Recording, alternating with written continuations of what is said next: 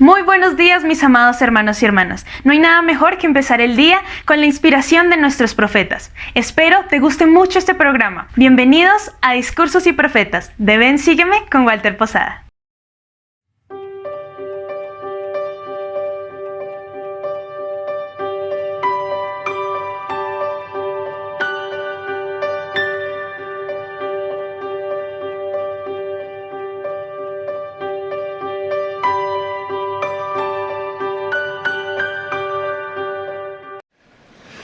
Los temas de los discursos de la conferencia general no son asignados, al menos no por autoridades terrenales, sino por las impresiones del Espíritu.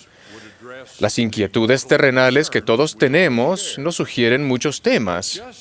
Pero al igual que Jesús no enseñó cómo superar las dificultades ni la opresión política de su época, Él inspira a sus siervos modernos a que hablen acerca de lo que sus seguidores podemos hacer para reformar nuestra vida personal a fin de prepararnos para regresar a nuestro hogar celestial. En este fin de semana de Pascua he sentido la impresión de hablarles en cuanto a las bellas enseñanzas de una de las parábolas de Jesús. La parábola del sembrador es una de las pocas parábolas que se encuentran en los 3 evangelios sinópticos. Además, pertenece a un grupo aún más reducido de parábolas que Jesús explicó a sus discípulos. La semilla que se sembró era la palabra del reino, la palabra o la palabra de Dios, las enseñanzas del Maestro y de sus siervos. Los diferentes tipos de terreno donde cayeron las semillas representan las maneras diferentes en que las personas recibimos y obedecemos dichas enseñanzas. Así, las semillas que cayeron junto al camino no han alcanzado el terreno mortal donde pueden crecer. Son como las enseñanzas que caen en un corazón endurecido o sin preparación. No diré nada más en cuanto a ellas. Mi mensaje concierne a aquellos que nos hemos comprometido a ser seguidores de Cristo. ¿Qué hacemos con las enseñanzas del Salvador en nuestra vida? La parábola del sembrador nos advierte de las circunstancias y actitudes que podrían impedir que cualquiera que haya recibido la semilla del Evangelio produzca una buena cosecha. Algunos, por ejemplo, cayeron sobre pedregales, donde no había mucha tierra, y brotó pronto, porque la tierra no era profunda. Pero cuando salió el sol, se quemó, y por cuanto no tenía raíz, se secó. Jesús explicó que esto describe a los que, cuando han oído la palabra, enseguida la toman con gozo. Pero como no tienen raíz en sí, cuando viene la tribulación o la persecución por causa de la palabra, enseguida se ofenden. ¿Qué hace que los que escuchan la palabra no tengan raíz en sí? Esta es la circunstancia de los nuevos miembros, que solo están convertidos a los misioneros, o a las muchas y atractivas características de la iglesia, o a distintos beneficios de ser miembros de la iglesia. Al no estar arraigados en la palabra, cuando llega la oposición se secan y se marchitan. Incluso quienes se han criado en la iglesia, miembros desde hace mucho tiempo, pueden llegar a deslizarse hacia una situación en la que no tienen raíz en sí mismos. He conocido a algunos de ellos, miembros cuya conversión al Evangelio de Jesucristo no es firme ni duradera. Si no estamos arraigados a las enseñanzas del Evangelio ni seguimos sus prácticas con regularidad, cualquiera de nosotros puede desarrollar un corazón de piedra, el cual es un pedregal para las semillas. El alimento espiritual es necesario para la supervivencia espiritual, especialmente en un mundo que se está alejando de la creencia en Dios y de los términos absolutos de lo bueno y lo malo. En una era dominada por el Internet, el cual amplifica mensajes que amenazan la fe, Debemos exponernos más frecuentemente a la verdad espiritual, con el fin de fortalecer nuestra fe y permanecer arraigados en el Evangelio. Jóvenes, si esta enseñanza les resulta demasiado general, aquí tienen un ejemplo específico. Si cuando se reparten los emblemas de la Santa Cena, ustedes están enviando textos, o cuchicheando, jugando videojuegos, o haciendo cualquier otra cosa para negarse a ustedes mismos la nutrición espiritual, estarán cortando sus raíces espirituales y colocándose en un terreno pedregoso. Ustedes mismos se están haciendo vulnerables a marchitarse cuando surjan tribulaciones, como el aislamiento, la intimidación o el ridículo. Esto también se aplica a los adultos. Otro destructor potencial de las raíces espirituales, acelerado por la tecnología actual, aunque no es exclusivo de ella, es el tener una visión del Evangelio o de la Iglesia como si se viera por el ojo de una cerradura. Esta perspectiva limitada se centra en una doctrina, práctica o defecto percibido en un líder en particular, e ignora el panorama completo del plan del Evangelio y los frutos personales y colectivos de su cosecha. El presidente Hinckley realizó una descripción de uno de los aspectos de este ver por el ojo de la cerradura.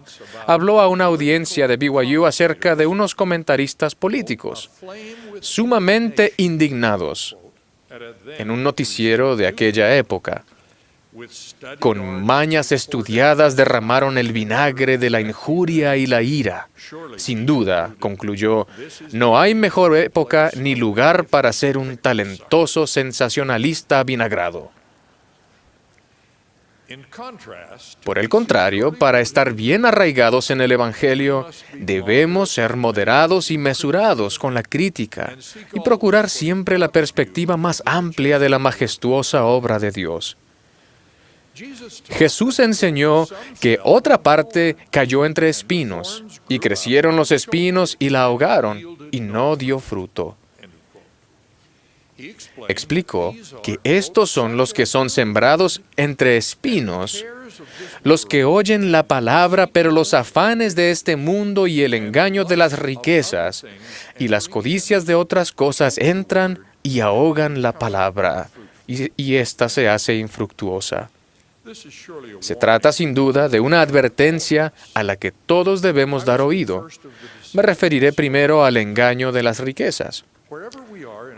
En donde sea que nos encontremos en nuestra trayectoria espiritual, todos somos tentados por esto. Cuando las actitudes o las prioridades están fijas en la compra, el uso o la posesión de pertenencias, lo llamamos materialismo.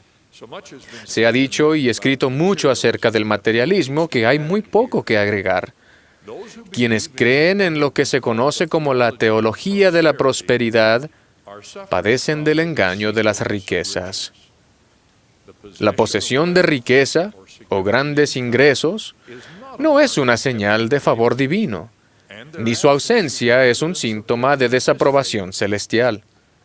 Cuando Jesús le dijo a un seguidor fiel que podía heredar la vida eterna si tan solo daba a los pobres todo lo que poseía, no estaba indicando que la posesión de riquezas era algo malo, sino la actitud de su seguidor hacia estas.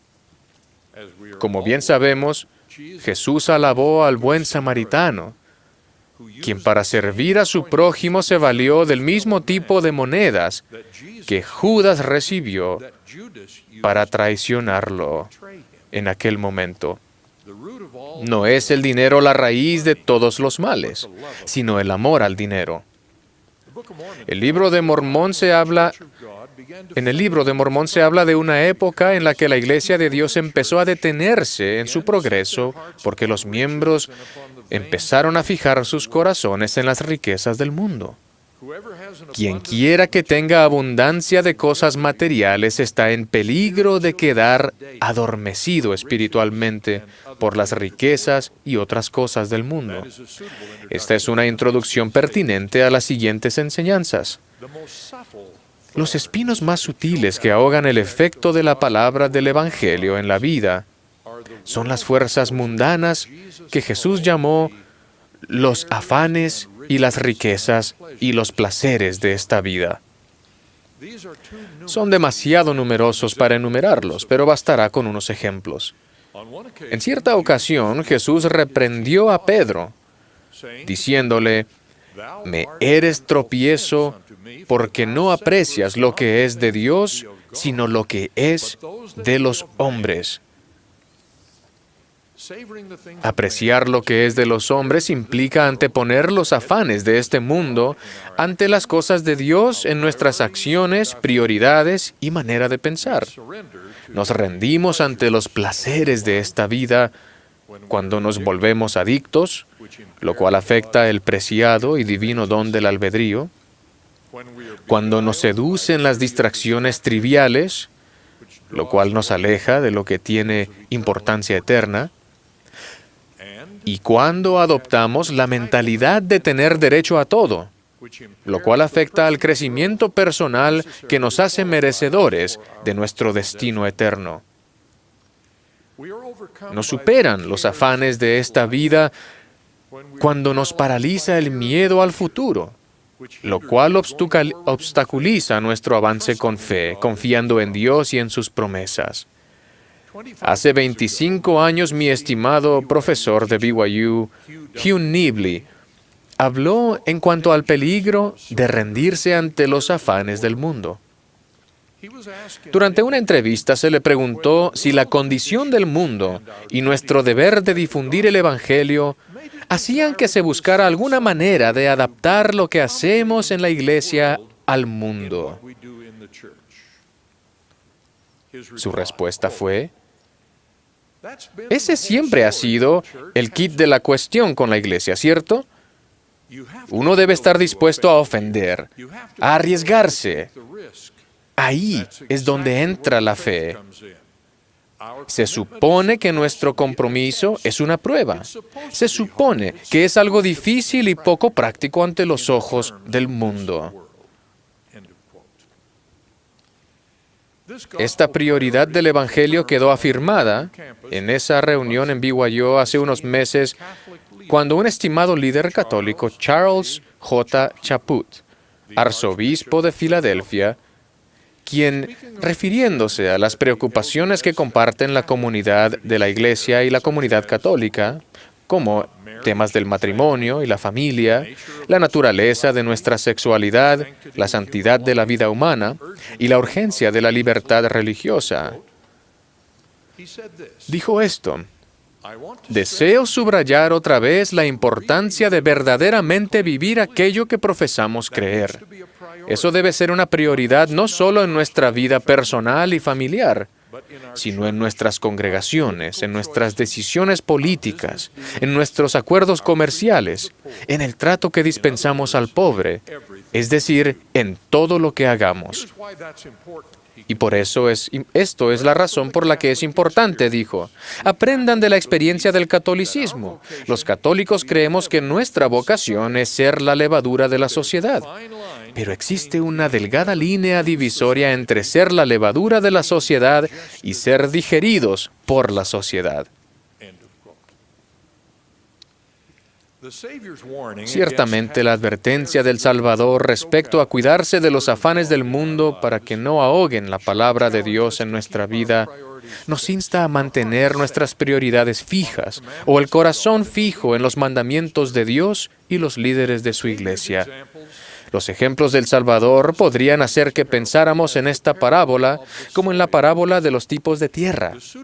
La idoneidad de la tierra depende del corazón de cada uno de nosotros, que queda expuesto a la semilla del Evangelio.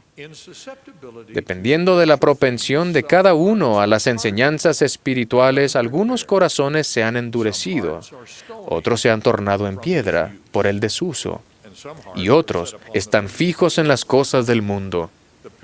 La parábola del sembrador concluye con la descripción que el Salvador hace de la semilla que cayó en buena tierra y dio fruto en diversas medidas.